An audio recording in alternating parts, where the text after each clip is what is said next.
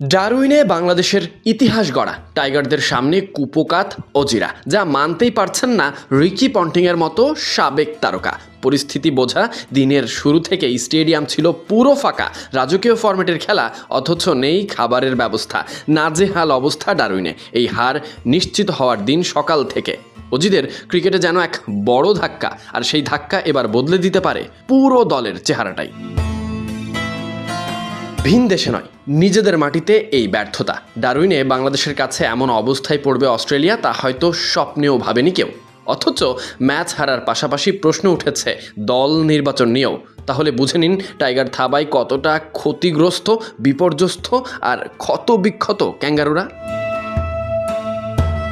এই সব কিছু দেখে হতাশা কি আর লুকোনো যাবে? সেভেন ক্রিকেটে অস্ট্রেলিয়ার সাবেক অধিনায়ক রিকি পন্টিং ঘটালেন বহিঃপ্রকাশ। শেষ পর্যন্ত বলেই বসলেন পরিবর্তনের কথা। ম্যাচ চলাকালীন সাক্ষাৎকারে তিনি বলেন, শেষ পর্যন্ত যদি এটি একটি অত্যন্ত লজ্জাজনক পরাজয় হয়, তাহলে আমার মনে হয় তাদের দলে পরিবর্তন আনাটা অনিবার্য হয়ে দাঁড়াবে।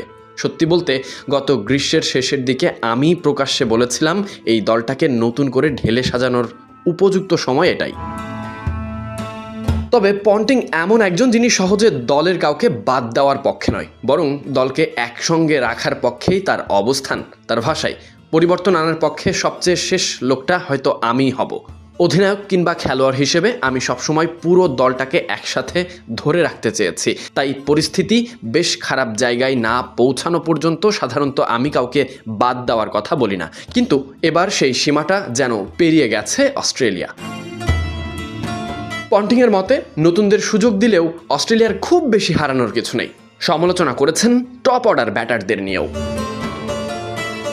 ডারউইনের টাইগারদের এই পারফরমেন্স সত্যিই বিশেষ কিছু। অস্ট্রেলিয়ার মাটিতে অস্ট্রেলিয়াকেই এমন দাপটে কোণঠাসা করে ইতিহাসের দরজায় পৌঁছায় বাংলাদেশ।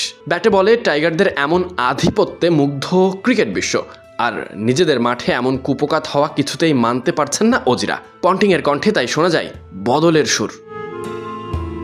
Sadiq Ahmed Sani, BD ক্রিক time.